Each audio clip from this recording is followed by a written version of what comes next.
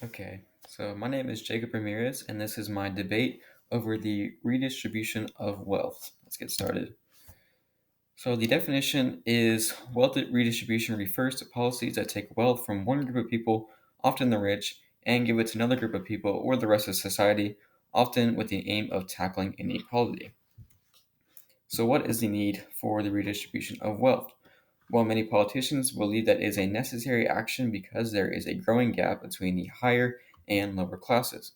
This does not mean that the poor are getting poorer, however. Analysts at the Pew Research Center gather statistics to show that the average income of lower caste households has increased by 43%. Upper class household incomes have also increased, but by 64%, meaning that both the rich and the poor are getting richer, just at a different rate. So, what is the true difference between the classes? Well, to put it in comparison, the difference between the upper and lower class is substantial. Analysis at inequality.com and the Washington Post showed that the top 1% of people in America hold more than 40% of its wealth. This is more than the entire bottom 90% combined. So, how do you redistribute wealth? Well, Josh Hoxie, in his article How to Redistribute Wealth Without the Guillotine, proposed to redistribute wealth by creating 1% wealth tax aimed at the top 1% of households.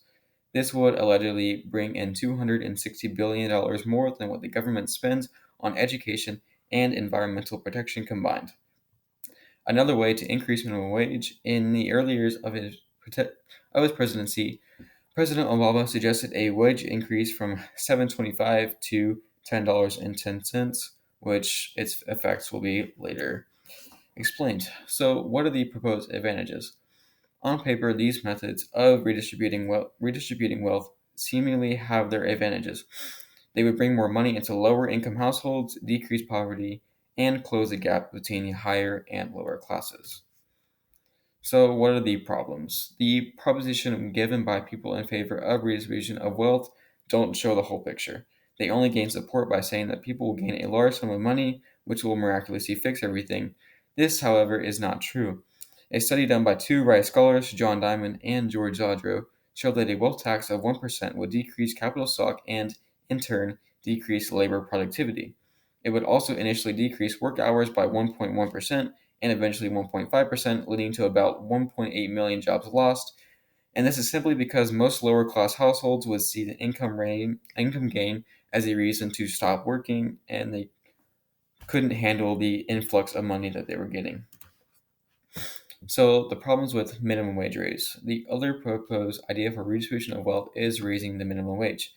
This idea has some major issues, however. In an analysis, the Congressional Budget Office predicts that even a wage increase from $7.25 to $10.10 per hour will cause a loss of $500,000 jobs nationwide. This is because some businesses simply can't afford to pay their current staff more than minimum wage, and this leads to businesses having to lay off staff in order to increase the pay of others. There are also economic issues. The redistribution of wealth not only hurts its citizens, but it also hurts the economy as a whole.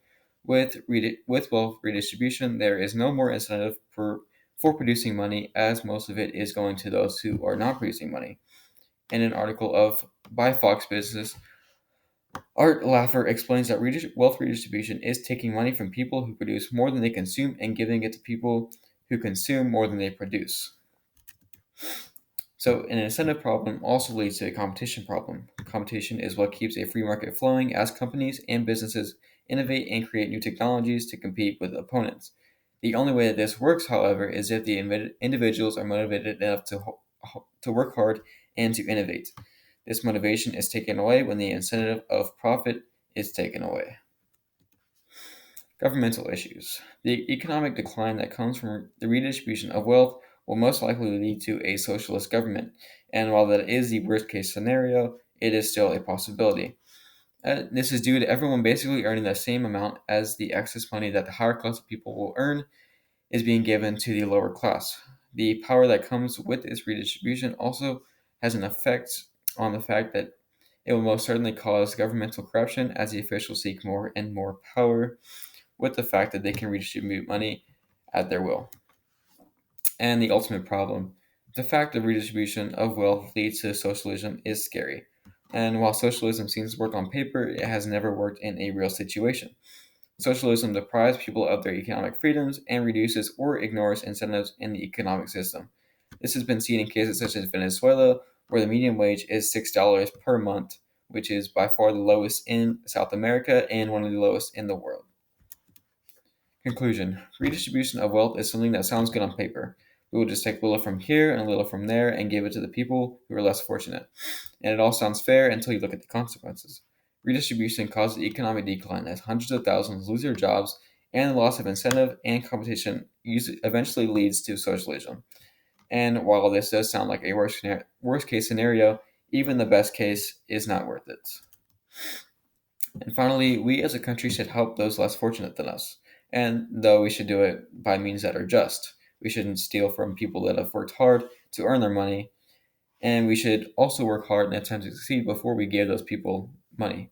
Too often than not, we see people today that want to be handed everything. And instead of giving in to their laziness, we should promote hard work, innovation, and success in both an open and free economy. That's my debate. Thanks for listening.